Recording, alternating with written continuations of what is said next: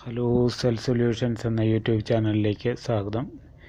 ഇന്ന് നമ്മൾ Nokia XL RM1030 mic ringer speaker ഉപയോഗം നോക്കാം. ഹലോ, നമുക്ക് നേരെ വീഡിയോയിലേക്ക് പോകാം. ആദ്യം ഇതിൻ്റെ റിങ്ങർ കണക്ഷൻ പറയാം.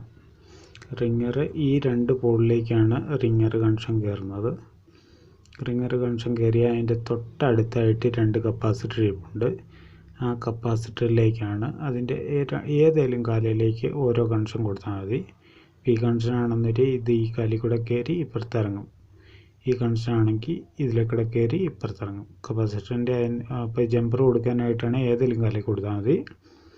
പിന്നെ ഇതിൻ്റെ ഇപ്പുറത്ത് രണ്ട് ഡയോഡുണ്ട്. ഓരോ കണക്ഷനും ഈ ഡയോഡിലേക്കാണ് വരുന്നത്. ഡയോഡിൻ്റെ അകത്തെ പോളിലേക്കാണ് വരുന്നത്.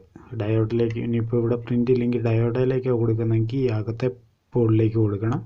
ഈ കണക്ഷൻ ഈ അകത്തെ പോളിലേക്ക്, രണ്ടിൻ്റെ അകത്തെ പോളിലേക്കാണ് വരുന്നത്. ഇതാണ് റിങ്ങറിൻ്റെ കണക്ഷൻ. ഇനി സ്പീക്കറിൻ്റെ ബേസ് പറയാം. സ്പീക്കറിൻ്റെ ഇത് ഈ സോക്കറ്റ് കണ്ടോ, ഈ സോക്കറ്റിൻ്റെ അടിയിൽ രണ്ട് ഡയോഡുണ്ട്.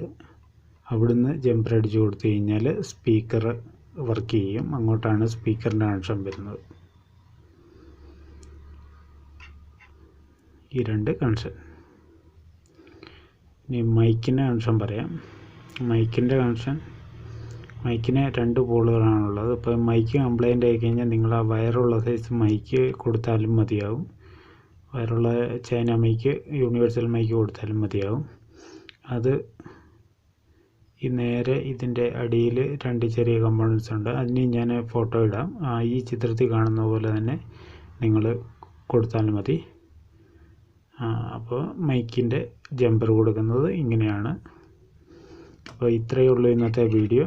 അപ്പോൾ പുതിയൊരു വീഡിയോയുമായിട്ട് വരുന്നവരേക്കും എല്ലാവർക്കും നന്ദി, നമസ്കാരം, ഗുഡ് ബൈ.